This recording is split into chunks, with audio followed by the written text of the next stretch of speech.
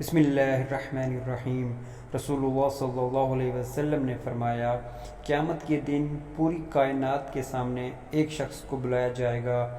اس کے سامنے 99 رجسٹر اس کی برائیوں کے رکھ دیے جائیں گے۔ ہر رجسٹر اتنا لمبا چوڑا پھیلا ہوگا جتنی نظر کام کرتی ہے۔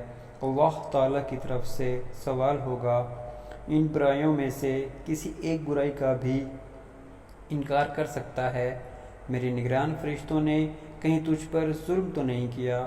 وہ جواب دے گا، اے میرے رب، ایسا نہیں ہے۔ پھر سوال ہوگا، کوئی عذر ہو تو پیش کر دیا، کوئی نیکی ہو تو سامنے لاؤ۔ بندہ ڈرتے ڈرتے جواب دے گا، یا رب، کوئی عذر بھی نہیں اور کوئی نیکی بھی نہیں۔ اللہ تعالیٰ فرمائیں گے، تیری ایک نیکی ہمارے پاس محفوظ ہے، یاد رکھ آج تجھ پر ظلم نہیں کیا جائے گا۔ چنانچہ ایک کاغذ کا ٹکڑا نکالا جائے گا، اس میں لکھا ہوگا، بسم اللہ الرحمن الرحیم، اشہد ان لا الہ الا اللہ واشہد ان محمدا عبدہ ورسولہ۔